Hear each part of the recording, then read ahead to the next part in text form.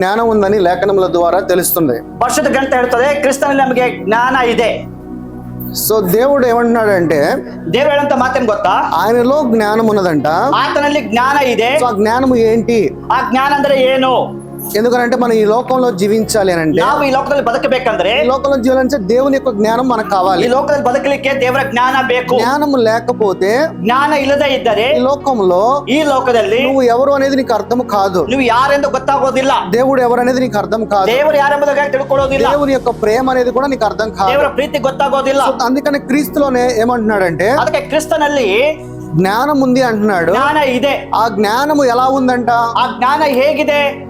ఆ జ్ఞానము నిన్ను నడిపించే విధంగా ఉంది. ಆ ಜ್ಞಾನವು ನಿನ್ನನ್ನು ನಡೆಸುವ ರೀತಿಯಲ್ಲಿದೆ. దేవుని యొక్క పరలోక రాజ్యములో, ದೇವರ ಪರಲೋಕ ರಾಜ್ಯದಲ್ಲಿ జ్ఞానముతో, ಜ್ಞಾನದಿಂದ, ఆయన యొక్క శక్తితో ఉంది అంటున్నాడు. ಶಕ್ತಿಯಲ್ಲಿ ಇರಬೇಕು, మాటలతో లేదు అంట. ಮಾತಿನಿಂದ ಇಲ್ಲ. కానీ దేవుని యొక్క రాజ్యంలో, ಆದ್ರೆ ದೇವರ ರಾಜ್ಯದಲ್ಲಿ, క్రీస్తు జ్ఞానము, ಕ್ರಿಸ್ತನ ಜ್ಞಾನದಲ್ಲಿ దేవుని యొక్క శక్తితో పరలోక రాజ్యము ఉన్నది. ದೇವರ ಶಕ್ತಿಯಿಂದ ಪರಲೋಕ ಕೂಡಿದೆ. అయితే పరలోక రాజ్యము ఎక్కడ ఉన్నది? ಪರಲೋಕ ರಾಜ್ಯ ಎಲ್ಲಿದೆ? ఎక్కడ ఉన్నది పరలోక రాజ్యం? ಎಲ್ಲಿದೆ ಪರಲೋಕ ರಾಜ್ಯ? ఈ రోజు ఆ పరలోక రాజ్యము ఎక్కడ ఉన్నదో, ಇವತ್ತು ಆ ಪರಲೋಕ ರಾಜ್ಯ ಎಲ್ಲಿದೆಯೋ, ఆ పరలోక రాజ్యములో ఉన్న దేవుని యొక్క జ్ఞానం ఏంటి అనేది, ಪರಲೋಕ ರಾಜ್ಯದಲ್ಲಿರುವಂತ ದೇವರ ಜ್ಞಾನ ಏನು?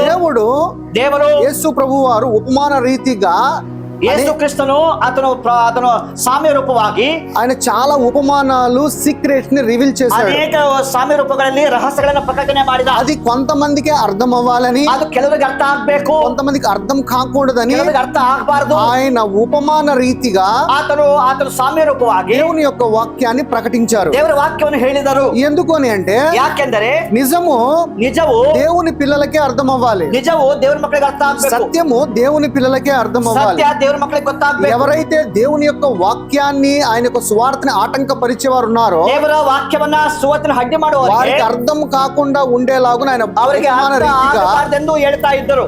యేసు ప్రభు అనేకమైన రహస్యాలను చెప్పాడు. ಯೇಸು ಸ್ವಾಮಿ ಅನೇಕ ರಹಸ್ಯಗಳನ್ನು ಹೇಳಿದರು. దేని గురించి ఆయన రహస్యాలు చెప్పాడు? ಯಾವ ಬಗ್ಗೆ ರಹಸ್ಯ? దేవుని యొక్క రాజ్యము గురించి, ದೇವರ ರಾಜ್ಯದ ಬಗ್ಗೆ, ఆయన యొక్క జ్ఞానము గురించి, ಆತನ ಜ್ಞಾನದ ಬಗ್ಗೆ, నువ్వు ఎవరు, ఎలా జీవించాలి ఈ లోకములో, ಯಾರು ಯಾವ ತರ ಜೀವಿಸಬೇಕು ಈ ಲೋಕದಲ್ಲಿ, ఆయన యొక్క జ్ఞానమును సువార్త ద్వారా అప్పుడు ఉన్న విశ్వాసులకి, అపోస్తులకి ఆయన బోధించుకుంటూ వచ్చారు. అపోస్తలులకి, విశ్వాసిಗಳಿಗೆ తన జ్ఞానದ ಬಗ್ಗೆ ಬೋಧನೆ కానీ ఈ రోజుకి మనము ఆ జ్ఞానాన్ని అర్థం చేసుకోకుండా, ಇವತ್ತು ಆ ಜ್ಞಾನ ನಮಗೆ ಅರ್ಥ ಆಗದೆ, ఏదో వాక్యాన్ని చదువుతున్నాం కానీ వాక్యంలో ఉన్న దాని యొక్క అర్థము, పరమార్థాన్ని మనం అర్థం చేసుకోవాలి. ఓದ್ತೀವಿ, వాక్యದ అర్థವನ್ನು ಗೊತ್ತಾಗ್ತಾ ಇಲ್ಲ. ఇప్పుడు దేవుడు ఏమంటున్నాడంటే, మత్తయి సువార్త 16వ అధ్యాయము 16ನೇ అధ్యాయ 19వ వచనం తీయండి. 19ನೇ వాక్య. మత్తయి సువార్త 16ನೇ అధ్యాయ. పరలోక రాజ్యము యొక్క తాళపు చెవులు నీకిచ్చెదను. నీవు భూలోకమందును దేనిని బంధించుదువో అది పరలోకమందును బంధింపబడును. భూలోకమందు నువ్వు దేనిని విప్పుదువో అది పరలోకమందును విప్పబడునని అతనితో చెప్పాను. ఎవరితో చెప్తున్నాడు ఈ మాట? మాట్లాడుతున్నారు. ఎవరితో చెప్తున్నాడు? యేసు ప్రభు మాటలు. మాట్లాడుతున్నారు. తాళపు చెవులు ఎవరికి ఇచ్చారండి? బీగದ ಕೈಗಳು ಯಾರಿಗೆ ಕೊಟ್ಟರು? ఎవరికి ఇచ్చారు? ಯಾರಿಗೆ ಕೊಟ್ಟರು? అపోస్తలుడైన పేతురు గారికి ఇచ్చారు.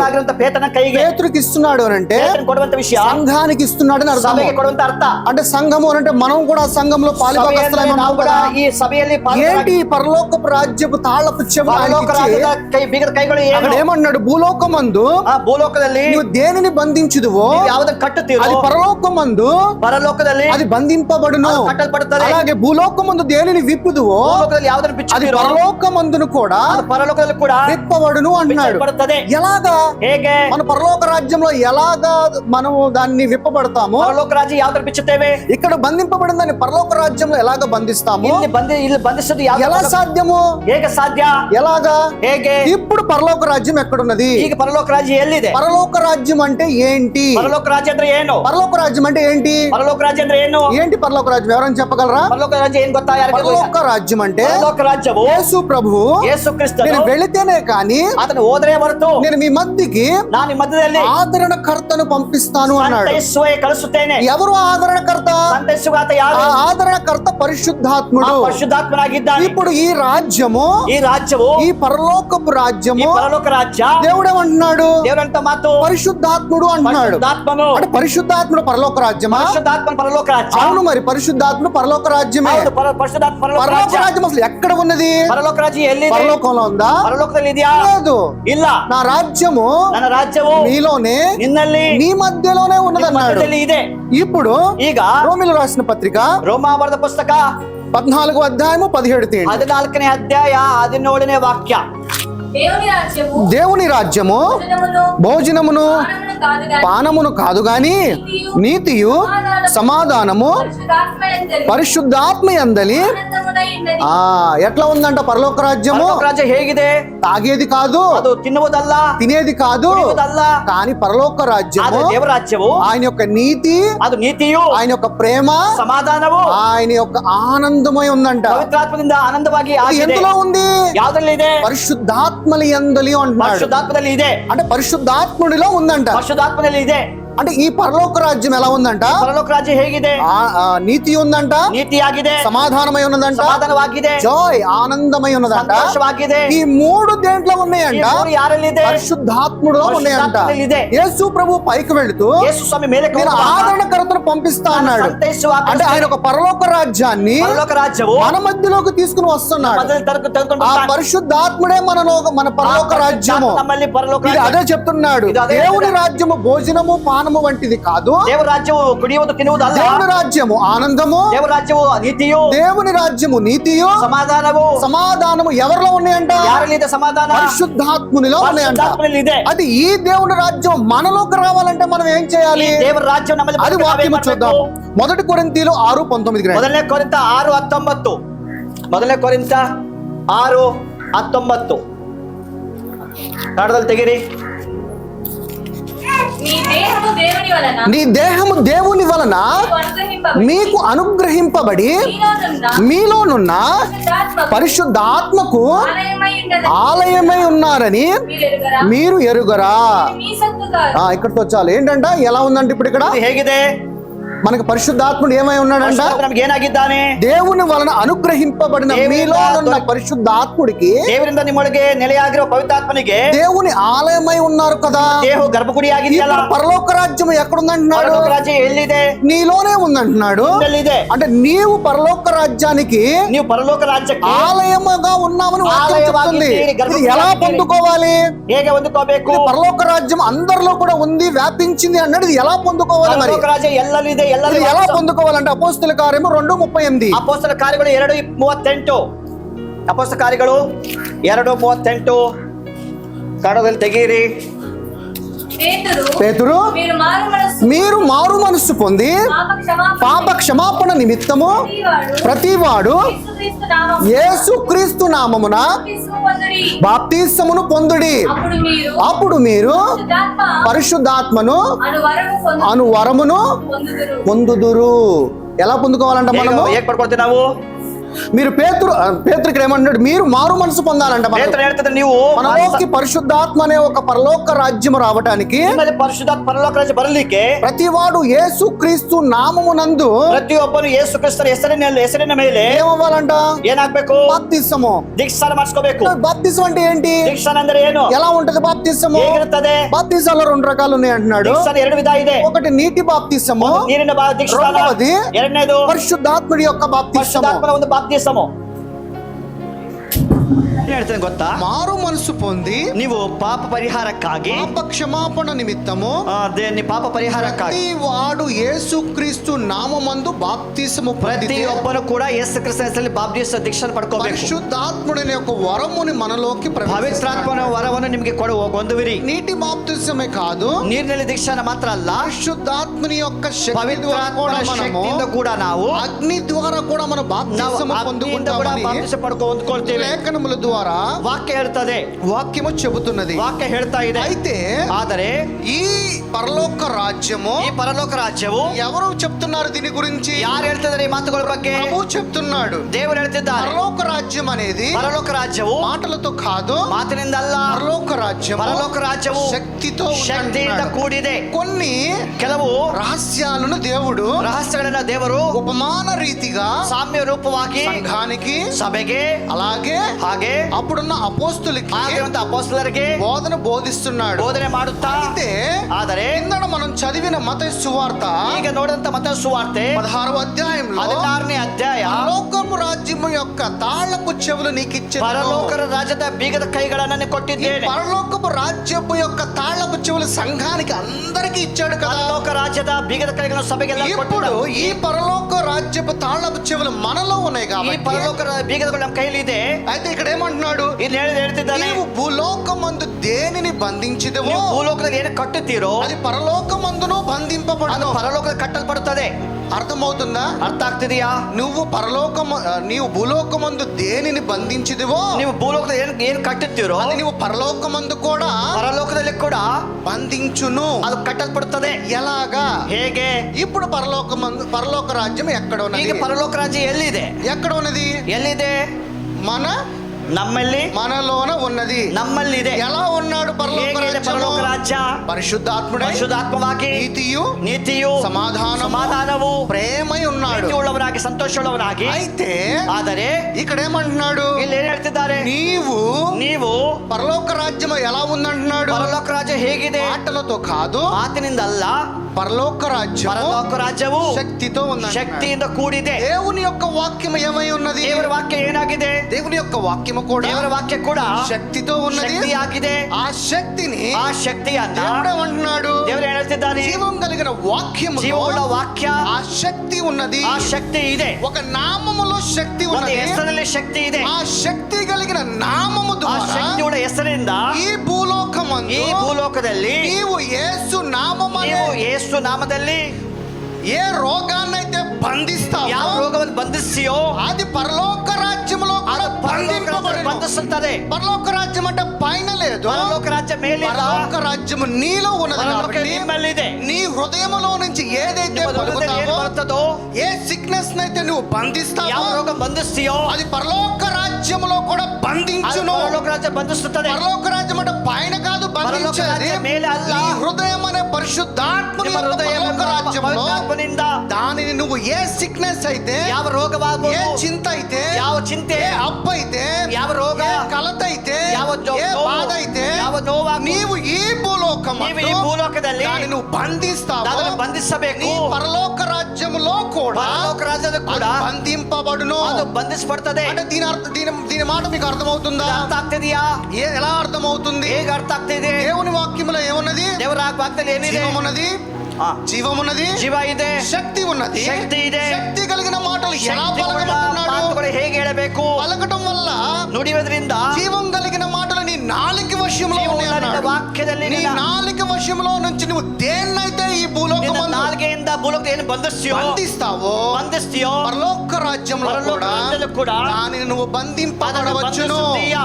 ఎందుకనంటే ಯಾಕೆಂದರೆ దేవుని యొక్క రాజ్యము నీలో ఉన్నది. ದೇವರ ರಾಜ್ಯ ನಿನ್ನಲ್ಲಿದೆ. నీలో శక్తి కలిగి ఉన్నది. ನಿನ್ನಲ್ಲಿ ಶಕ್ತಿ ಇದೆ. ఆ శక్తి ఎలాగ నువ్వు డెలివర్ ಆ చేయాలంటే, ಶಕ್ತಿಯನ್ನು ಹೇಗೆ ಬಿಡುಗಡೆ ಮಾಡಿ ಗೊತ್ತಾ? నోటి ద్వారా జీవం కలిగిన మాటలను, ನಿನ್ನ ಬಾಯಿಂದ ಜೀವನ ವಾಕ್ಯಗಳು శక్తి ఉన్నది కాబట్టి ಶಕ್ತಿ ಇದೆ. ప్రతి చీకటి మీద, ಎಲ್ಲ ಕತ್ತಲು ಮೇಲೆ, ప్రతి రోగము మీద, ಪ್ರತಿ ರೋಗದ ಮೇಲೆ, ప్రతి అప్పు మీద ಪ್ರತಿ ಸಾಲದ ಮೇಲೆ నీవు బంధించగలిగిన శక్తి నీలోనే ఉన్నది. ಬಂಧಿಸುವಂತ ಶಕ್ತಿ ನಿನ್ನಲ್ಲಿದೆ. అర్థమవుతుందా? ಅರ್ಥ ఈ ಆಗ್ತಿದೆಯಾ? కీస్ తీసుకెళ్ళి ఈ కీస్ ಈ ಕೀಗಳ ಈ ಒಂದು ಬಿಗಡನ್ನು ಯಾರು ಕೊಟ್ಟಿದ್ದಾರೆ? పేతురు గారికి ఇచ్చాడు. ಪೇತ್ರನಿಗೆ ಕೊಟ್ಟಿದ್ದಾರೆ. పేతురు గారు సంఘానికి ఇస్తున్నాడు. ಪೇತ್ರನು ಸಭೆಗೆ ಕೊಡ್ತಾ ಇದ್ದಾನೆ. అలాగే దాని తర్వాత ఏముంది? ನಂತರ ಏನಿದೆ? భూలోకమందు దేనిని విప్పుదువో ಭೂಲೋಕದಲ್ಲಿ ಏನನ್ನು అది ಬಿಚ್ಚುತ್ತೀರೋ పరలోకమందును విప్పబడును. ಅದು ಪರಲೋಕ ಬಿಚ್ಚಲ್ಪಡುತ್ತದೆ. ఎలా విప్పుతామండి? ಹೇಗೆ ಬಿಚ್ಚುತ್ತೇವೆ? విప్పుట అంటే ಬಿಚ್ಚುವುದೆಂದರೆ డెలివరెన్స్, ಅದು ಬಿಡುಗಡೆ. విడుదల. ಅದು ಬಿಡುಗಡೆ. విడుదల నువ్వు ఏదైతే భూలోకమందు ఇది యేసు నామములో విడుదల ಯೇಸು ఉండుగాక ನಾಮದಲ್ಲಿ అంటే, ಭೂಲೋಕ ಬಿಡುಗಡೆ ಅಂತ ಹೇಳಿದರೆ ఈ పరలోక రాజ్యంలో, ಈ ಪರಲೋಕ ರಾಜ್ಯದಲ್ಲಿ పరలోక రాజ్యంలో ఎవరు ఉంటారు? ಪರಲೋಕ ರಾಜ್ಯ ಯಾರಿದ್ದಾರೆ? ఈ పరలోక రాజ్యంలో పరిశుద్ధాత్ముడు ఉంటాడు. ಪರಲೋಕ ರಾಜ್ಯದಲ್ಲಿ ఈ ಪವಿತ್ರಾತ್ಮನಿದ್ದಾನೆ. పరిశుద్ధాత్ముడు ఏం చేస్తాడంటే, ఈ నువ్వు పవిత్రాత్మను దేన్నైతే విడుదల చేస్తావు భూమి ನೀನು ಬಿಡುಗಡೆ ಮಾಡ್ತೀಯೋ, పరలోక రాజ్యమందు ఆయన దాన్ని ఏం చేస్తాడు? ಪರಲೋಕ ರಾಜ್ಯದಲ್ಲಿ ಅದೇನ್ ಮಾಡ್ತಾರೆ? ఏం చేస్తాడు? ఏం చేస్తాడు దేవుడు? దానిని ಅದನ್ನು ಕೂಡ విప్పబడును. ಬಿಚ್ಚಲ್ಪಡುತ್ತದೆ. యేసు ప్రభు విడుదల చేయడానికి వచ్చాడా? ಯೇಸು ಸ್ವಾಮಿ ಬಿಡುಗಡೆ ಮಾಡಕ್ಕೆ ಬಂದರ విడుదల చేయడానికి వచ్చాడా? ಅಥವಾ ಬಿಡುಗಡೆ ಮಾಡಕ್ಕೆ ಬಂದರ? విడుదల. ಬಿಡುಗಡೆ. ప్రతి దాని మీద, ప్రతి రోగం మీద, ప్రతి చింత మీద, ప్రతి అప్పు మీద,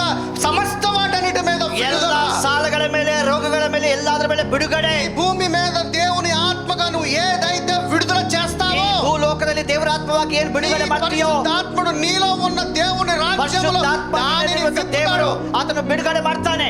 దేవుని యొక్క ఆత్మ ದೇವರ ಆತ್ಮ నీలో ನಿನ್ನಲ್ಲಿ దేవుని రాజ్యమై ದೇವರ ರಾಜ್ಯವಾಗಿ పరిశుద్ధాత్ముడుగా ಪರಿಶುದ್ಧಾತ್ಮವಾಗಿ నీలో సత్య సంపూర్ణుడుగా ನಿನ್ನಲ್ಲಿ ಸತ್ಯ ಸಂಪೂರ್ಣನಾಗಿ నివసిస్తున్నాడు. ಆತನು ವಾಸ ಮಾಡ್ತಿದ್ದಾನೆ. నివసించే నీలో పరిశుద్ధాత్మునికి ఏం కావాలి? ನಿನ್ನಲ್ಲಿರುವಂತ ಪರಿಶುದ್ಧಾತ್ಮಕ್ಕೆ ಏನ್ ಬೇಕು? దేవుని యొక్క జీవం కలిగిన ದೇವರ మాటలు ಜೀವವುಳ್ಳ ಆ ವಾಕ್ಯಗಳು నీ హృదయంలో ನಿಮ್ಮ ಹೃದಯದಲ್ಲಿ భద్రపరుచుకోవాలి. ಭದ್ರವಾಗಿಟ್ಟುಕೋಬೇಕು. భద్రపరుచుకున్న రోజున ಭದ್ರಕೊಂಡು ಇಡುವಾಗ నీలో ನಿನ್ನಲ್ಲಿ జీవం కలిగిన శక్తి, ಜೀವವುಳ್ಳ ಶಕ್ತಿ, నీ నోటి ద్వారా దేవుడు పరిశుద్ధాత్ముడు ನಿನ್ನ ಬಾಯಿಂದ ದೇವರ ಪರಿಶುದ್ಧಾತ್ಮನು ఆయన విడుదల చేస్తా అన్నాడు. ಅದನ್ನು ಬಿಡುಗಡೆ ಮಾಡ್ತಾನೆ. అలాగే దేన్ని బంధించాలో దాన్ని బంధిస్తాను ಏನು అన్నాడు. ನೀವು ಕಟ್ಟುತ್ತಿರೋ ఇది ಕಟ್ಟುತ್ತಾನೆ. సంఘానికి ఇచ్చిన యొక్క నిజమైన రహస్యము ಇದು కలిగిన ಸಭೆಗೆ తాళపు చెవులు. ದೇವರು ಕೊಟ್ಟಂತ ಒಂದು ರಹಸ್ಯವಂತ ವಿಷಯವಾಗಿದೆ. సో ಆದರೆ మనము ನಾವು పరలోక రాజ్యం అంటే పైనకి చూస్తా ఉంటాం. ಪರಲೋಕ ರಾಜ್ಯ ಮೇಲೆ ನೋಡ್ತೇವೆ. పరలోక రాజ్యము పైన లేదు. ಪರಲೋಕ ರಾಜ್ಯ ಮೇಲೆ ಇಲ್ಲ. పరలోక రాజ్యము నీలోనే ఉన్నదని దేవుని వాక్యం ಪರಲೋಕ ರಾಜ್ಯ చెప్తున్నది. ನಿನ್ನಲ್ಲಿ ಇದೆ.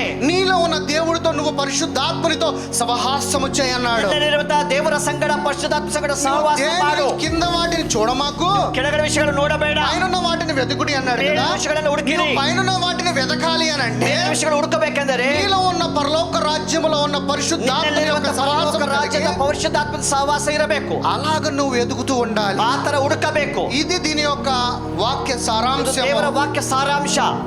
మత్తయి సువార్త 13:11. ಮತ್ತೆ ಬರ ಸುವಾರ್ತೆ 13 ಹಾಗೂ 11ನೇ ವಾಕ್ಯ. ప్రేమించును ఏంటంట?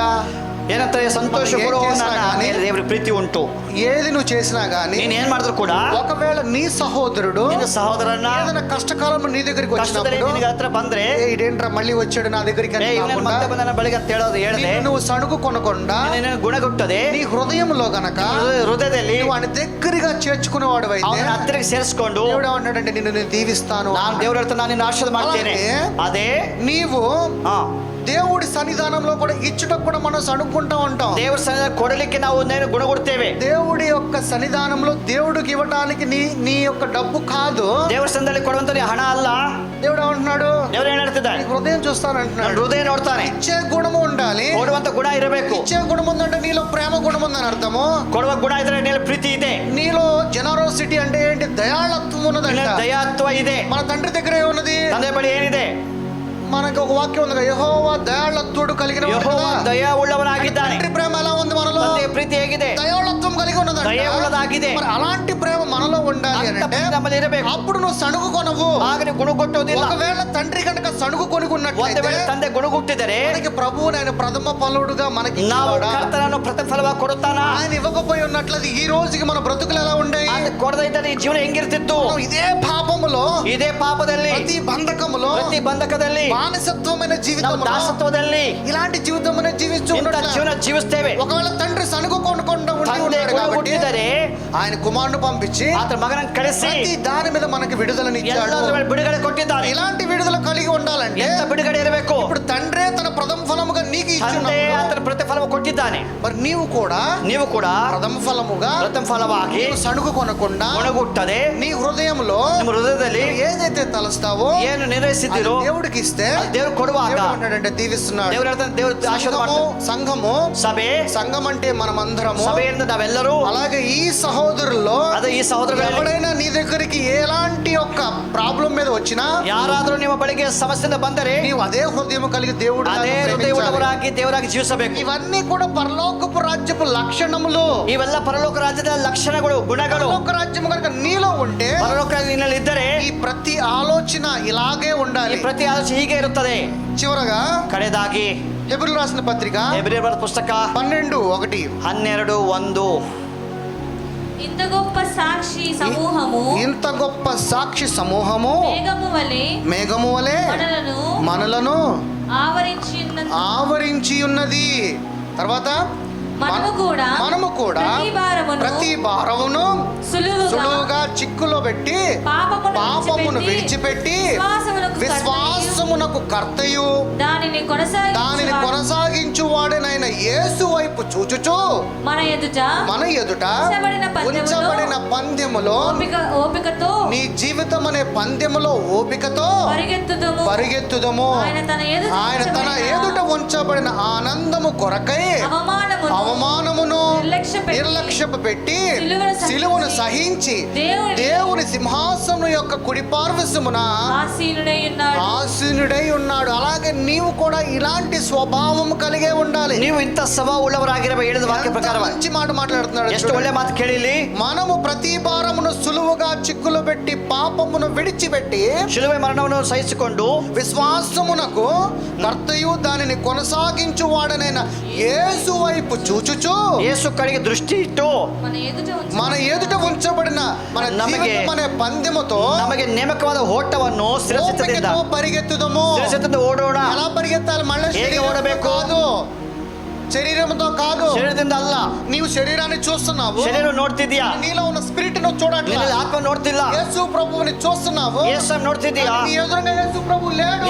ನಿನ್ನ ಎದುರುಗಡೆ ಯೇಸು ಇಲ್ಲ. అదే విధంగా అదే ತರ నీ శరీరం చూస్తూ ನೋಡ್ತಾ జీవిస్తా ಇದೀಯా. దేవుని ఆత్మగా నువ్వు పరిగెత్తాలి. ದೇವರ ಆತ್ಮವಾಗಿ ಓಡಬೇಕು. ఈ ఆత్మతో పరిగెత్తినప్పుడు ಆತ್ಮವಾಗಿ ಓಡುವಾಗ శరీరానుసారంగా నీకు ಈ ಶರೀರಾನುಸಾರವಾಗಿ ಏನಾದರೂ ಕೂಡ ఏ ఇబ్బంది, ఏ ఒత్తిడి, ಯಾವ ಕಷ್ಟ, ಯಾವ ಒತ್ತಡ ಬಂದರೂ ఓపికతో నిరీక్షణ కలిగి నిరీక్షణ ಉಳ್ಳವರಾಗಿ దేవుని ఎదుట ದೇವರ ಮುಂದಗಡೆ తన ఉంచబడిన ఆనందము కొరకై ಆನಂದ ಸಂತೋಷಗೋಸ್ಕರ అవమానమును కూడా నిర్లక్ష్యం, ಅವಮಾನವನ್ನು ಅಲಕ್ಷ್ಯ ಮಾಡಿ సిలువ యాగములో ಶಿಲುಬೆಯ ಮರಣವನ್ನು సహించి ಸಹಿಸಿಕೊಂಡು దేవుని ದೇವರ ಸಿಂಹಾಸನದ ಬಲಗಡೆಯಲ್ಲಿ ఆసీనుడై ఉండే ಆಸೀನನಾಗಿದ್ದೀಯ. క్రీస్తు మనసు ఎరిగి, ಕ್ರಿಸ್ತನ ಮನಸ್ಸುಳ್ಳವರಾಗಿ, హృదయం ఎరిగి, ಹೃದಯವುಳ್ಳವರಾಗಿ, జ్ఞానము కలిగి ಜ್ಞಾನವಾಗಿ దేవుని యొక్క రాజ్యం ದೇವರ ರಾಜ್ಯವನ್ನು ಎಂದು ನಂಬಿ అలాంటి యొక్క గుణాతిశయములు, అలాంటి యొక్క లక్షణములు, ఆశ యొక్క తలంపులు కలిగి ఆలోచనయನ್ನ దేవుని కుమారుడు ದೇವರ ಮಗನಾಗಿ ఈ భూలోకములో నిన్ను ఇబ్బంది పెడుతున్న కష్టపడుచుವಂತ ప్రతి చింతను, యావత్తును, ప్రతి బంధకమును, ప్రతి రోగమును, ప్రతి అప్పును యేసు క్రీస్తు అనే అధికారముతో ఈ లోకములో బంధింపబడితే అది పరలోకములో కూడా బంధింపబడును. ఇక్కడ నువ్వు దేని మీదైతే నీ జీవితంలో శోధించే ప్రతి పరిచర్యను, ಜೀವನದಲ್ಲಿ ಶೋಧನೆ ಎಲ್ಲ ವಿಷಯಗಳಲ್ಲಿ ఏ కార్యమతి నేను ఇబ్బంది పెడుతుందో, ಯಾವ ಕಾರ್ಯ ನಿಮಗೆ ಕಷ್ಟ ಮಾಡ್ತಾ దాని మీద నువ్వు విడుదలను ఈ లోకంలో విడిపిస్తే అది పరలోకంలో కూడా విడుదల పొందుకొనుగాక. క్రీస్తు మనస్సు కలిగి, క్రీస్తు వారమై, క్రిస్తనవరాಗಿ, ఆయనతో ఏకమైన ఆత్మగా సంగడ ఏకವಾಗಿ మనం ఆయనందరి పిల్లలముగా, ನಾವು ಆತನ ಮಕ್ಕಳಾಗಿ, మనదంతయు యేసు వైపు చూచుచు ನಾವೆಲ್ಲರೂ ಯೇಸು ಕಡೆಗೆ ನೋಡಿ, యేసు ఎక్కడున్నాడు? ಯೇಸು ಎಲ್ಲಿದ್ದಾರೆ? యేసు మన ఎదురు లేడు. ಯೇಸು ನಮ್ಮ ಮುಂದಗಡೆ ಇಲ್ಲ. యేసు మనలో ఉన్నాడు. ಯೇಸು ನಮ್ಮಲ್ಲಿದ್ದಾನೆ. మనలో ఉన్న యేసును చూస్తూ యేసును ನೋಡಿ, పరిశుద్ధాత్మని యొక్క సహవాసములో దేవునితో దేవరాజ్యದಲ್ಲಿ ఏకವಾಗಿ దేవునిని మహిమపరుస్తూ దేవుని మహిమపరుచుతా తండ్రి చెంత నుండి పొందుకున్న మహిమను నీ జీవితంలో నీ ప్రతి అవసరతను తీర్చే విధంగా నీవు దేవుని కుమారుడుగా, రాజుగా ದೇವರ ಮಗನಾಗಿ ఈ లోకంలో నువ్వు జీవించబడాలి. జీవిస్ತೀయా. ఇది దేవుని యొక్క చిత్తము, ದೇವರ ಚಿತ್ತ, తండ్రి యొక్క చిత్తము. ತಂದೆಯ ಚಿತ್ತ. బానిసంగా జీవించేది తండ్రి యొక్క చిత్తం కాదు. ತಂದೆ ಚಿತ್ತ ಅಲ್ಲ. నీకు దత్తపుత్రాత్మని ఇచ్చాడు గాని దత్తపుత్రాత్మ దాసి ఆత్మను, పిరికి ఆత్మను ఇవ్వలేదు. పిరికి వాడిగా ఈ లోకంలో జీవించకు. ಕೆಟ್ಟವನಾಗಿ ಜೀವಿಸೋದಲ್ಲ. దేవుని ఆత్మగా, ದೇವರ ಆತ್ಮವಾಗಿ, శక్తి కలిగి, ಶಕ್ತಿ ಉಳ್ಳವರಾಗಿ, జ్ఞానము కలిగి, ಜ್ಞಾನವುಳ್ಳವರಾಗಿ, దేవుని కుమారుడుగా ದೇವರ ಮಗನಾಗಿ ఈ లోకంలో ಈ స్వతంత్రించుకో. ಲೋಕ ಸ್ವತಂತ್ರ ಮಾಡಿಕೋ. దేవుడు నీలో ఉంచిన పరలోకపు రాజ్యముని, ದೇವರು ನಿನ್ನ ಪರಲೋಕ ರಾಜ್ಯ, పౌరస్థితిని, ఆ పౌరత్వ నీవు పొందుకుని ಹೊಂದಿಕೋ. నీ యొక్క జీవం కలిగిన ఆత్మీకమైన కనులను తెరిచి ಜೀವಳ ಆತ್ಮಿಕ ಕಣ್ಗಳು ತೆರೆದು నీ యొక్క కాన్షియస్ క్రీస్తు మనసులాగా ಜ್ಞಾನವನ್ನು ಕ್ರಿಸ್ತ ಮನಸ್ಸಾಗಿ యేసు క్రీస్తు అనే ఒక రాజ్యములోకి ప్రవేశించు. ರಾಜ್ಯದಲ್ಲಿ ಪ್ರವೇಶ ఈ ಮಾಡು. భూలోక రాజ్యంలో ప్రవేశించు. ಭೂಲೋಕ ರಾಜ್ಯ ఈ ಪ್ರವೇಶ భూలోక రాజ్యము దేనికి ఉపయోగపడదు? ಭೂಲೋಕ ರಾಜ್ಯ ಪ್ರಯೋಜನ అది ಇಲ್ಲ. నశించిపోతుంది. ಅದು ನಾಶವಾಗುತ್ತದೆ. ఆకాశము భూమి సమస్తము ಭೂಮಿ ಆಕಾಶಗಳು ನಶಿಸಿ ಹೋಗುತ್ತದೆ. కానీ ఆయన నా మాటలే ಆತನ ಮಾತುಗಳು ನಾಶವಾಗುವುದಿಲ್ಲ. గతించని యొక్క ఆయన మాటలో జీవించు. ನಶಿಸಾಗಿರುವಂತಹ ಆತನ ಮಾತುವಾಗಿ క్రీస్తు ಜೀವಿಸು. వాక్యములో జీవించు. ಕ್ರಿಸ್ತನ ವಾಕ್ಯವಾಗಿ ಜೀವಿಸು. క్రీస్తు ప్రేమలో జీవించు. క్రీస్తు ప్రీతిಯಲ್ಲಿ ಜೀವಿಸು. క్రీస్తు మనసులో జీవించు. క్రీస్తు మనసులో జీవిసు. క్రీస్తు లాగా జీవించు. క్రీస్తులాగా జీవిసు. క్రీస్తు కొరకే జీవించు. క్రీస్తులాగా జీవిసు. క్రీస్తును చూస్తూ జీవించు. క్రీస్తును ನೋಡಿ ಜೀವಿಸು. క్రీస్తై ఈ లోకంలో ಕ್ರಿಸ್ತನಾಗಿ ಜೀವಿಸು. God bless you all. ఆమేన్. ಆಶೀರ್ವಾದ ಮಾಡಿ ಗಟ್ಟಿಗೆ ಚಪ್ಪಾಳೆ ಹೊಡೆದು ಎಲ್ಲರೂ ಸೇರಿ